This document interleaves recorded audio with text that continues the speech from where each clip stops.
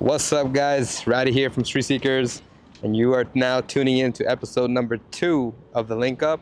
And I'm here with Gary with his Amuse-inspired Honda S2000. A little backstory about how me and Gary met is that I attended Honda Super Meet at TMP Cayuga. I was just there to just, hang out, check out all the cars at the show, and just browsing through the whole collection of cars that were there. I noticed Gary's car, and right away, what stood up to me was his Voltex wing and the cut rear bumper. Right away, I was intrigued. I looked at it, I was like, damn. And at the time, I was taking pictures for the Street Seekers account. Obviously, I got a bunch of shots of his car. Got home, I was like, yo, I need to know who drives this car.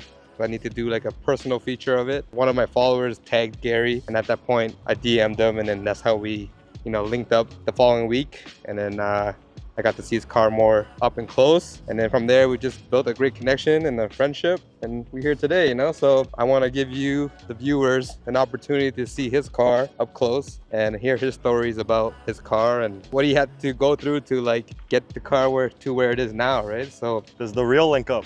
Yeah, this is the full version of the Link Up.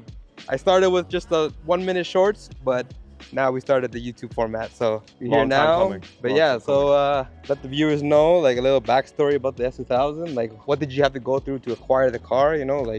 So I got actually pretty lucky with the timing of when I bought this car. When I bought this, it was at the low point of all JDM cars. This is the early 2010s.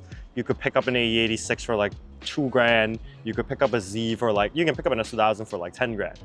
Given this was a pretty good example at the time, but a bit of hard work, saved up a bit, and I was able to get it kind of, good condition one and start building it from there. It was a high school graduation present to myself, basically. Nice. Yeah.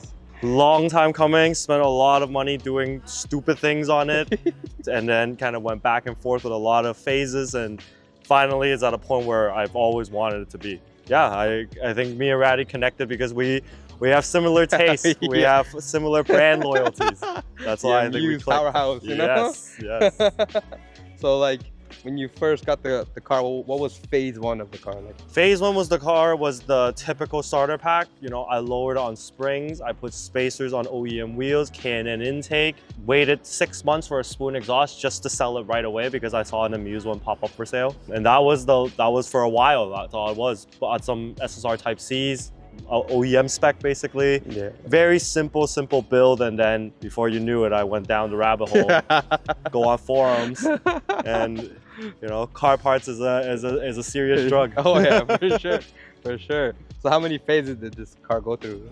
I would say in terms of real distinguished phases, probably 4 including now, 5 including stock. There was kind of my first stage of, I had the C-West V2 bumper, I had the OEM spec SSR Type Cs, I had the Amuse exhaust. I think I changed to tame monoflex coilovers at that point, K&N intake. That was probably one of my favorite phases of the car because it was just modded enough that it was really fun, but it wasn't so modded that you feel like you couldn't beat the crap out of it. Yeah. I was doing donuts everywhere. I was J-turning the car. I was taking the car to the track twice a year, and then so that was a really fun time with the car. That's awesome. That's awesome. And also for the viewers, he also races go-karts. So was the used to. Used to. But was the S2000 was the step into that world, or? I think I've always been into cars. I'm an Initial D baby. Initial D was born, I'm born the same year Initial D was. So then that's really the main reason I was always into cars. Kind of drifted away from cars until I got my license in high school, and then kind of went right back into it. When I got this car, the funny story is I actually didn't even want an S2000. At the time, I was a big Toyota fan. I did not like Hondas, but the S2000 was the only car that financially made sense at the time, and I knew it was a quote-unquote cool car. And then I fell in love with the brand and the car itself afterwards. And around that time, I really wanted to get into racing. I felt like I was old enough to go racing on my own. So then that's when I found out about racing go-karts and stuff, and that's how I got into it. So it was hand in hand. Go-karting made me want to mod this car more. Modding this car made me want to go go-karting. Nice, yeah. And how many years did you do it for? 10 years. 10, yeah. 10 years. Yeah, finally stopped. Lots of driving experience right there. Lots of driving. On the same track, same circle. But then how many times have you gotten to take this car out on the track? On track, I think in total, not as many times as I want to. I think in total less than 10 times. Yeah. And probably 2 or 3 of the times was in the rain. So Yeah. it was just kind of like, you're just messing around, you know. You prepay for a track day and you show up, it's raining, you just suck it up and you just deal with it. So those are fun too. Learning how to drive the car on track in the rain is a fun experience. Yeah, definitely. You spin out a lot, but you know, in that early phase of the car, it was okay to spin out. I didn't feel too bad about it. Yeah, for sure. Then, and like, what tracks did you visit with this car? Cayuga mostly. Cayuga? Even though it's the furthest one out of the way for me, I think it just happened to become my home track, the one I go to the most. Okay. But definitely want to hit up more. Have you been to Mosport with this? No, not yet. Not yet. This would probably be. Yeah. DDT, I definitely want to do it. You know, gets a little pricey. Yeah, I know, but it's definitely a track I want to hit up. I think the car is finally set up in a way right now where I really need to take it to the track to fine tune the balance, the damping, alignment, things like that. Yeah. But I'm really happy with how the car drives right now. There were time periods of this car where as much effort, time, and money was sunk into it, I wasn't really happy with it. Yeah. And seeing it finally become what I want is a very satisfying feeling. Oh yeah, for sure, definitely. I agree. It's just like me with my Z, right? So let's go do a walk around. Let me know what you got done. We can start from the front. Yeah, so the front is my pride and joy. I managed to get this 2 or 3 years ago. Finally decided to just bite the bullet, order the bumper. I wanted an Amuse bumper, like an authentic Amuse bumper for a long time, but it was always just one of those like, am I really going to spend that kind of money on a bumper? And the answer is yes, I am.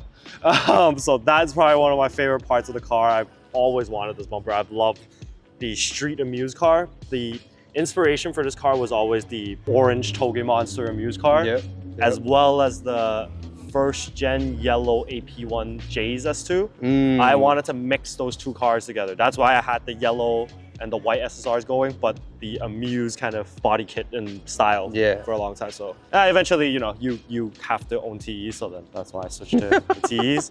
Yeah, so moving on, I guess, wheels-wise, yeah, they're OG 17x9 plus 22 TEs. I always wanted no stamps, like as original as it gets. So finally found a set in the right spec, just had to score it. StopTech rotors, StopTech lines.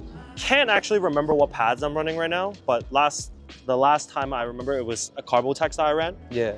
Spoon calipers, typical S2000 starter kit stuff. Craft square mirror, downforce front fenders, ASM rear fender flares. For the longest time, honestly, I will be honest, part of me missed the car being stock body, but at the time, if you wanted anything concave face, you had to cut your car. Back in the day, the wheel company didn't make all these concave spec that fit stock body.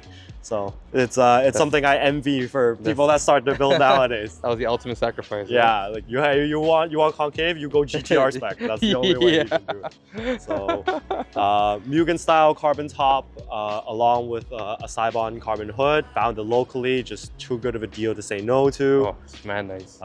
Yeah, very happy with it. Actually, fitment and the quality of it is surprisingly good. Pretty happy with it. This wing was the epitome of scoring deals 3 a.m. in the morning on a forum. Back in the day, it was just stupid cheap to get it shipped here at the time when US dollar was on par. Can't find deals like that anymore. Cut bumper, best mod, free, completely free. Just so labor. Just tape it up and just saw it off. J-style diffuser, had to chop it up quite a bit just to make it fit and mount it so that it doesn't scrape anywhere. An actual FIA rain light, of course, Amuse, exhaust, header, and I have a high flow cat, solid wing stands, Amuse sticker, of course. I need to add that. Yeah, of course, Amuse sticker. And yeah, I think the outside of the car, just some generic side diffusers. Yeah. I think for the most part, the exterior of the car, I kept it aggressive but tamed. I want it from afar, when you first look at it, to still look kind of stock. Yeah. But of course, you know, to fit the certain things that I wanted, certain stance I wanted, how the car to sit, like there's a lot of bodywork that was needed. But yeah, no, very happy with the exterior now. Went through a lot of different front bumper choices to cope to not having the Amuse one. I kept trying to cope, you know, get a C-West, get an Ings, find deals, but the copium didn't hit. I needed the Amuse, so I had to just order it. And then, yeah, rest of the money is in kind of suspension, sway bars, interior is pretty finished, maybe a passenger seat left, but yeah, nothing too crazy. Definitely not the craziest S2000 build by any means, but. So what's done in the interior? What do you got? Like, I found some old 2000s Defi link meters. I was very adamant on the white face with green lights, just because they don't make that anymore. A single Recaro SPG, because I didn't feel the passenger needed a seat. I'm the same way. I think the same way. I think the passenger should always just stay comfortable, you know? Yeah, like everyone that sits in this car in the passenger seat do not want a bucket seat, so I'm not gonna put people through that. A 5-point Cusco roll bar, again, local deals. The Narita dogfight wheel, Spoon Gen 2 horn button. The Workspell hub and quick release, pretty standard stuff. Arvu shift knob, and then just a modified foam mount and a couple other comfort creatures. Damn. Creature comforts. You told me that you had that new audio unit going in, right? Yes, so the power acoustic, the talk of the town for anybody with a single in. I have not put it in yet. The wiring harness and everything just got in, but yeah, that's definitely going to be an upgrade I want to make soon. We'll so modernize the car a little bit. Definitely, that's awesome. No audio is done to this? There's no upgraded tweeters. There's an amp as well. I have a sub, but I took it out because I wanted to save weight at the time. I just need to put it back in, but never took the time to. Immature things you did as a kid, you know? Yeah. You just start taking things out because you're like, oh, I don't need this, I don't need this. Out of all the parts that you got on your vehicle, like, well, obviously, I think I would know the answer right now that your bumper is your most desired piece on the car for sure. For sure. Was it your most challenging as well, or? No, I think the bumper was the easiest thing because bodywork was simple, authentic parts fit great. Like, you really do get what you pay for. So I think that was the easiest thing. I think the hardest thing, and a lot of S2000 owners would probably tell you the same thing, is just getting the car to sit right. The stance, the fitment. The part that I changed out the most is definitely the wheels, like anybody. And I think this and the SSRs that I had before were the only wheels where I finally felt like I nailed the spec. The car sits right. I don't feel like it's too tall. It's still functional. I can drive this car downtown. I can drive this car anywhere. I can take it to the track. I don't have to raise it. I don't have to adjust anything. It basically feels like it's OEM to me right now, except it looks the way I want it to look. So that's probably my favorite. It's not a part, but that's probably the hardest and most rewarding thing, is just nailing the ride height, the wheel spec, and the alignment. The trifecta there. For sure, for sure, definitely. I can imagine that. I think that's like the most difficult thing to like nail for like most builds, you know what I mean? Like, even myself right now, like on my Z, I'm still trying to like figure out wheel specs to like, because right now I'm running 20s, but I want to run either 18s or 19s for more of that track look. But then when you don't get the opportunity to like test different wheels, it's hard. It's a big commitment. When you want to test the size, most of the time you got to just buy the wheels and figure it out, kind of thing, right? It's crazy. It's especially with how expensive JDM parts and like the tax on these things are now. Like, it's not a fun time to do that. I mean, they make templates nowadays, but it's never the same until you mount it and you drop the car and it sits. And then you look at it, you're like, oh, is it right? Damn. And even sometimes the annoying thing is you look at it, it looks great, you pull it out, and then it's back to the drawing board. Yeah, exactly. So was there anything like that you found on the car that was like the most hardest to get? The intake is definitely one of those parts that took a while to find a good one, find the one I wanted. Wheels were not these wheels, but I had a set of original Rega Masters before. Those were quite hard to find. For a long time before they re-released the Rega Masters, getting Rega Masters was like hunting Dragon Balls. Like you get one or two at a time and you piece a set together. It was very hard for you to find a full set in the spec you wanted. Now, you know, people are lucky that they re-released it. You can buy them brand new. Those OG Rega Masters definitely took some time to get. The gauges too, actually. The gauges took a lot of nights of Yahoo auction hunting to find it and make sure all the wires, all the sensors, everything's there. That's true. you know, I definitely don't want to be those people that have gauges, but they don't work. They have to work. They have to be functional, They have right? to be functional. And ever since like now you got me into Defi, I've been looking on Yahoo Auction, trying to find Defis for my Z. And it's definitely worth it, I'll tell you that. Well, let's pop the hood. I know you got some couple nice ARC stuff that the viewers would love to see. A little bit, nothing crazy. Definitely a lot more pricey bays people have. It's not the cleanest bay either. JDM ARC intake. I actually didn't know about the difference between a left-hand drive and a right-hand drive intake. I did not expect intakes to have left-hand drive, right-hand drive differences. Really? Yeah, the right-hand drive ones have a bigger filter on the side. No way. Yeah, so then there's a bit of custom work needed to actually get the intake to fit without hitting the AC line. So a lot of little JDM things cause you problems. That's the only thing I've learned over the years modding this car. This is the JDM filter. Yes. So Samco hoses, Koyo rad, Cusco oil catch can. I do have a spoon strut bar and engine torque damper that I need to put in. Yeah. But just been too lazy. I have to clean it up. It's one of those, again, Yahoo Auction finds. Yeah. Spoon oil cap, spoon sock, a scratched up carbon cooling plate. That's crazy though, carbon. Such an OG brand, you know? I wanted the silver. I like the silver. A lot of people like to go black or carbon, but I think the silver contrasts with the yellow nicely. Yeah. It matches the radiator and the intake kind of style. Yeah. Of course, the goal eventually one day is to have this to be ARC as well. Ooh. But, yeah, that's gonna be down the road. Yeah, so pretty tame engine bay. Yeah, and Amuse header. Oh, shit. Let's see that.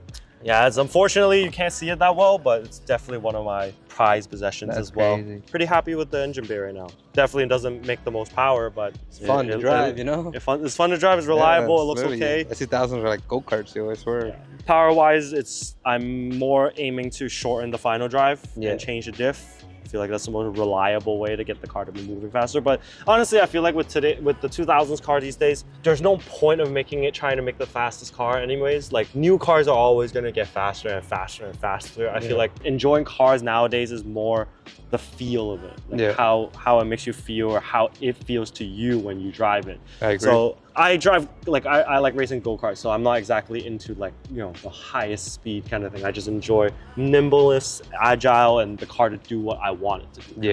Yeah, 100%, I agree. As car enthusiasts, we all have super memorable moments of our cars, either near accidents or, you know, speeding and almost getting caught from police, you know? But what's like a super memorable moment for you that you won't forget about this car? Two, I think when I first got the car, we were doing some spirited driving, we'll call it. Definitely got into a very near wreck, like smartened me up a bit, made sure I stopped doing that kind of stuff. Yeah. And the other one is years ago, went to a Nextmod barbecue in Ottawa and decided to not get gas on the way along when everybody stopped for gas. And ran out of gas basically. So that was a memorable moment that I would like to forget. What you had to do? Like, so you just had to get gas. Guys had to trek. Get Jerry can come back to you. Come back and holy fuck, that's a mission, yo. Yeah. So luckily, I was almost there already. Like it wasn't far off, but still not my brightest moments. That's crazy. You say that this car is kind of like where you want it to be, but there's always room for more upgrades. So if you had the opportunity to get a next upgrade, what would you choose? Like, what would you do? So the final part of, well, final is a quote unquote, but the last real big upgrade I really want to do this car, I actually have the parts for already. It's just finding the time to put it all together. I'm looking to rebuild my diff with the ATS 1.5 way LSD I have, as well as a 4.44 final drive. It should liven this car up quite a bit. The power band will be a lot more usable, so it will feel a lot more agile of a car, and I think at that point I'll be pretty satisfied with in terms of like acceleration kind of feeling. And then from there is I just want this car to be reliable and trackable, maybe upgrade radiator fans, simple things like that, nothing too drastic, too crazy. My thought about, you know, going like a small turbo, like the Greddy turbo kit and stuff like that. But with the prices of F20, F22C engines going up, S2000 value going up, boosting the car just seems like it could, you know, do more damage to it than good. So probably just stay NA for the time being. But This car's been with me for over 10 years now, probably going to be with a lot longer, so who knows what happens down the road. Yeah, that's true. One final last question. If you had the opportunity to get another car after this, but it would be your dream car, like a dream build that could be exotic, supercar, or another JDM type vehicle, what would it be? This is a question that I thought about long and hard many times. I don't have one car that I would do it for. I have a couple that I think I would. Being a Honda guy, and an NSX and first gen NSX is of course going to be one of the cars that I will replace this with. I have a soft spot for Datsun Zs, old 240, 260, 280Zs, the S30s. So a built out one like that would be amazing. But probably the one car I would sell this car in a heartbeat for is a Ferrari 355. Yeah. I would probably build it the exact same way I build it S2000, but for a 355. That would be the dream. That would be the end game car. And what wheels would you run on this? I know it's basic, but I probably still run T's on it. If I can buy T's, C28s maybe, but I would say JDM. Yeah, like, JDM wheels. I just want JDM wheels. Maybe BBS. I'll go BBS as well. Yeah. I love JDM supercars. I love JDM Ferraris. Like JDM modded Ferraris are my favorites. So it's like, or just German vehicles with JDM wheels. Exactly. Just European cars with JDM flair is like perfect. So nice. All the German guys and Euro guys always bash on people rocking JDM wheels, but hey man, it looks good. You know, you can't hate. It looks good. So, but yo, thank you for your time. Glad I had the opportunity to come check this car long time again. coming. Long time. And I'm glad I was able to give the viewers a closer look at Gary's Amuse-inspired S2000. I hope you guys enjoyed this video. This is the wrap up of the episode number 2. We'll see what we feature next for episode 3. And you guys know what to do. Hit that like button, helps with the algorithm. Subscribe to the channel if you guys want to see more of the episodes of the link up, you know? So until then, I'll see you guys in episode 3 and take care. Peace.